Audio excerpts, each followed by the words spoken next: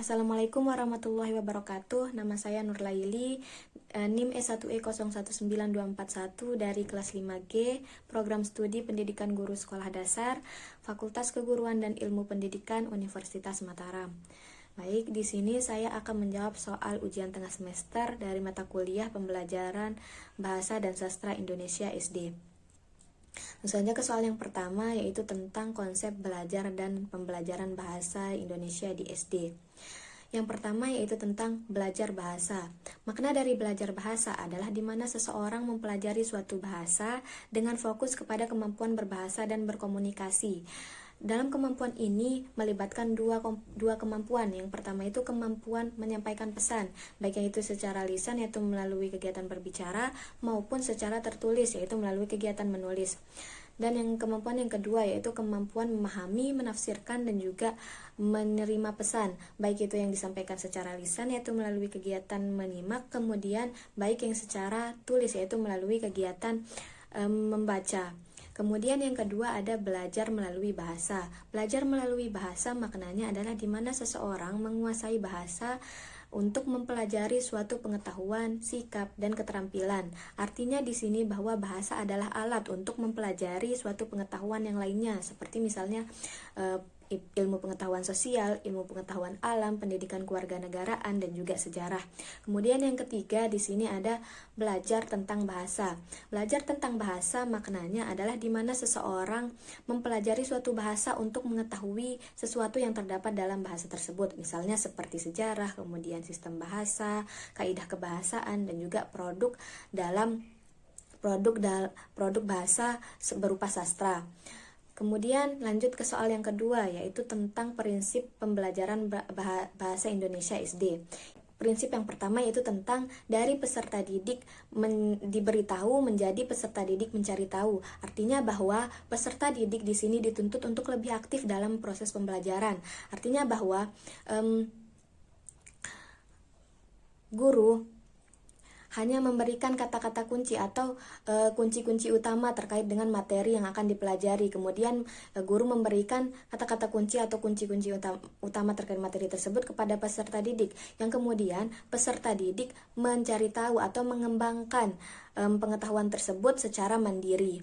Kemudian yang kedua yakni tentang prinsip dari guru sebagai satu-satunya sumber belajar menjadi belajar berbasis aneka sumber belajar, yang artinya bahwa di sini pembelajaran yang berlangsung tidak selamanya guru menjadi sumber belajar bagi peserta didik.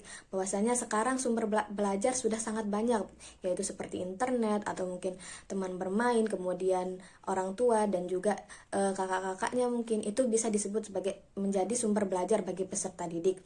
Artinya bahwa ketika sudah ada sumber belajar yang lain, guru harus bisa memfasilitasi atau memanfaatkan sumber belajar tersebut untuk memfasilitasi peserta didik agar peserta didik dapat menambah wawasan mereka begitu.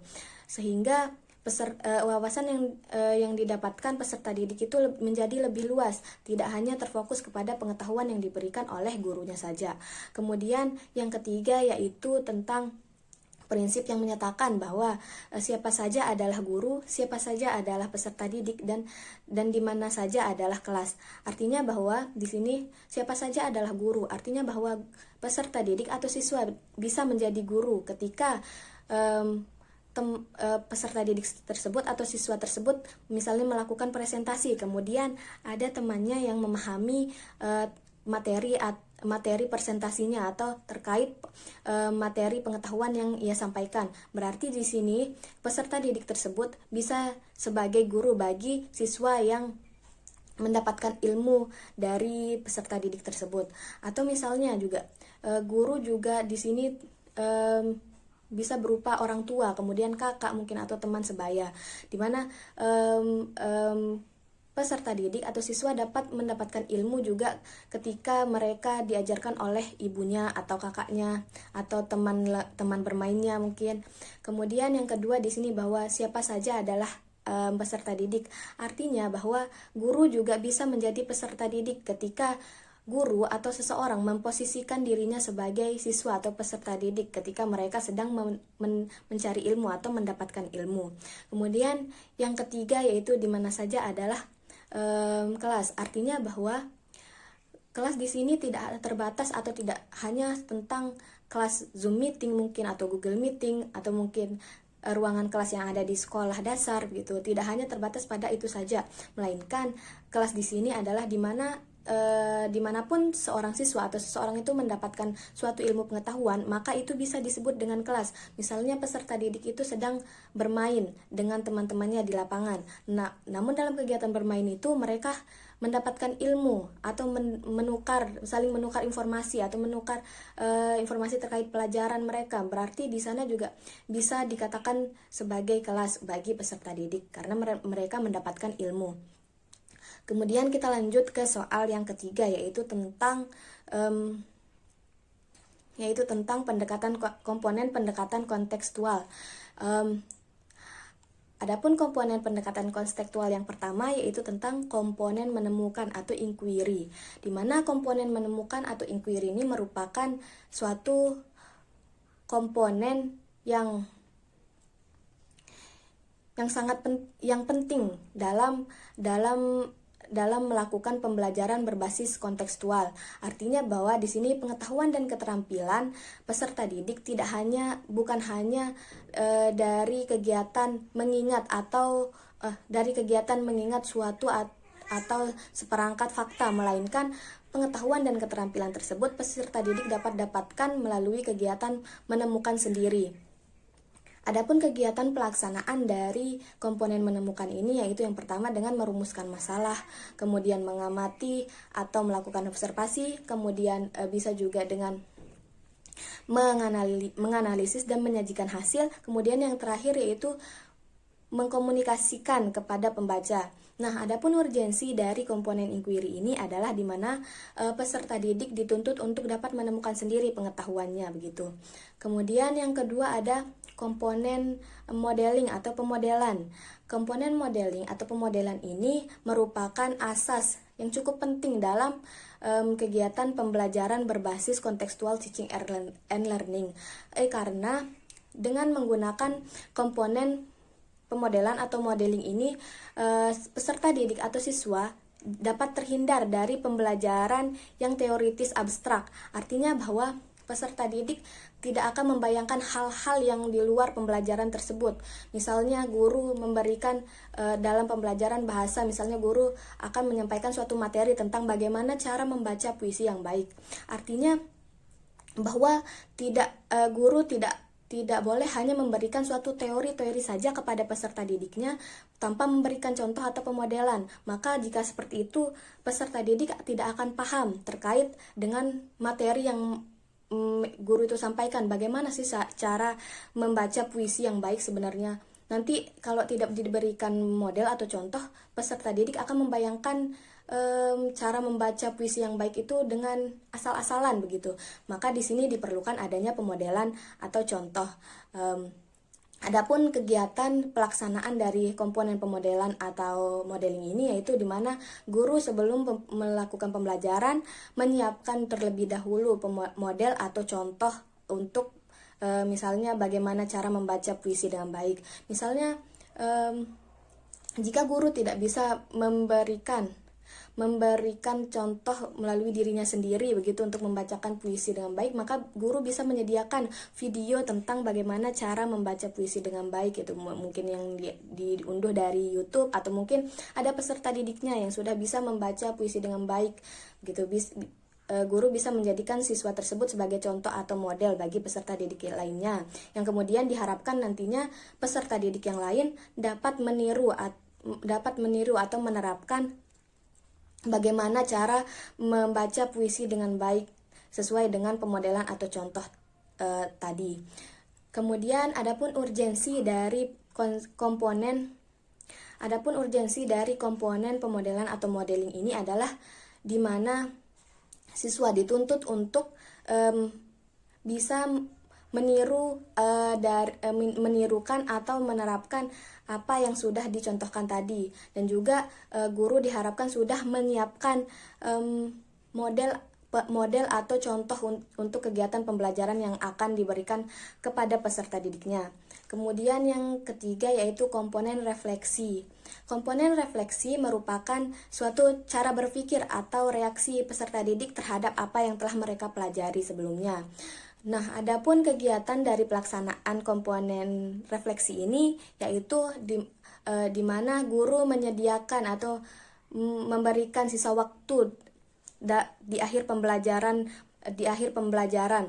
Guru memberikan sisa waktu di akhir pembelajaran kepada peserta didik untuk melakukan refleksi. Nah, adapun yang harus diwujudkan dalam refleksi ini yaitu bisa saja dengan mungkin guru menyuruh peserta didiknya untuk menyampaikan apa saja sih pengetahuan yang sudah didapatkan oleh peserta didiknya. Kemudian mungkin juga bisa dengan cara guru melihat catatan buku dari peserta didiknya. Atau mungkin juga guru bisa meminta peserta didiknya untuk memberikan kesan dan pesan terkait pembelajaran yang sudah dilaksanakan atau yang sudah berlangsung. Kemudian adapun urgensi dari komponen refleksi ini adalah di mana agar guru mengetahui apa saja sih yang sudah dan belum diketahui oleh yang sudah didapatkan oleh peserta didik, sehingga nanti ke depannya guru bisa memperbaiki model pembelajaran atau cara pembelajaran agar peserta didik bisa menjadi lebih paham terkait materi yang akan disampaikan gitu. Kemudian yang terakhir yaitu soal yang keempat tentang IPK dan juga tujuan pembelajaran. Nah, dalam merumuskan IPK terdapat kata kerja operasional yang harus diperhatikan. Kata kerja operasional ini memuat tentang ranah kognitif, ranah afektif, dan juga ranah psikomotorik. Nah, yang ditanyakan di sini terkait dengan ranah kognitif, di mana ranah kognitif ini memuat 6 ranah, yaitu dari C1 hingga C6. Nah, yang ditanyakan yaitu manakah yang termasuk dari low order thinking skill dan high order thinking skill atau HOTS. Nah, yang termasuk ke dalam low order thinking skill dalam ranah kognitif yaitu C1 sampai dengan C3, di mana C1 adalah mengamati, kemudian C2 adalah memahami, dan C3 adalah menerapkan. Itu yang termasuk ke dalam low order thinking skill atau LOTS. Kemudian yang kedua, sedangkan yang termasuk ke dalam high order thinking skill atau HOTS yaitu dari C4 hingga C6, di mana C4 adalah menganalisis, kemudian C5 adalah mengevaluasi, dan C6 adalah menciptakan. Nah, itu termasuk ke dalam high order thinking skill atau HOTS.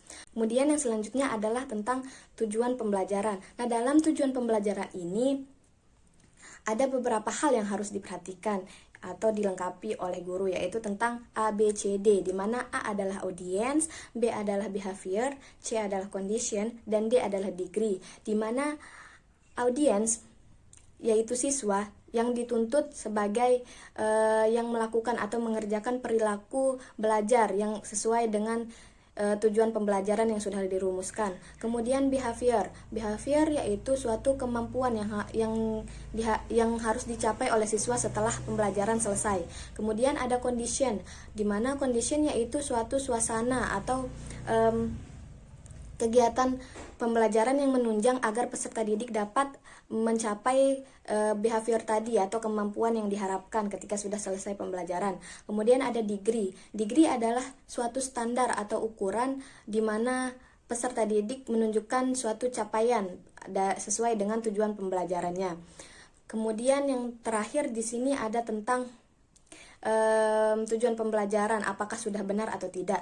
Yang pertama itu tentang tujuan pembelajaran, siswa dapat mempraktekkan prosedur kegiatan wawancara sederhana.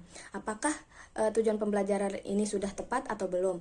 Nah, saya pikir atau menurut saya siswa dapat mempraktekkan prosedur kegiatan wawancara sederhana ini belum tepat karena di sini belum memuat tentang condition dan juga degree-nya, di mana tujuan pembelajaran ini hanya memuat tentang audience dan juga behaviornya saja. Maka agar tujuan pembelajaran ini menjadi tepat, kita akan menambahkan condition dan degree-nya. Maka tujuan pembelajaran ini akan berbunyi, melalui kegiatan berdiskusi, siswa dapat mempraktekkan prosedur kegiatan wawancara sederhana dengan baik.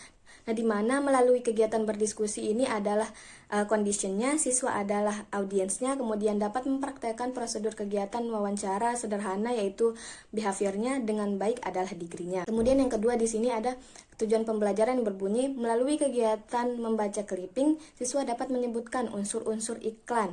Nah, di sini menurut saya tujuan pembelajaran ini belum tepat karena belum memuat tentang degree-nya. Nah, maka untuk dapat membuat tujuan pembelajaran ini menjadi lebih tepat yaitu dengan menambahkan degree. Maka tujuan pembelajaran ini akan berbunyi melalui kegiatan membaca clipping, siswa dapat menyebutkan unsur-unsur iklan dengan benar.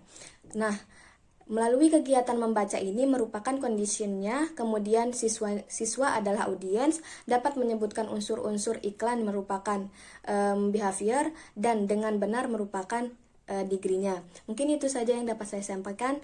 Kurang lebihnya mohon dimaafkan. Sekian, assalamualaikum warahmatullahi wabarakatuh.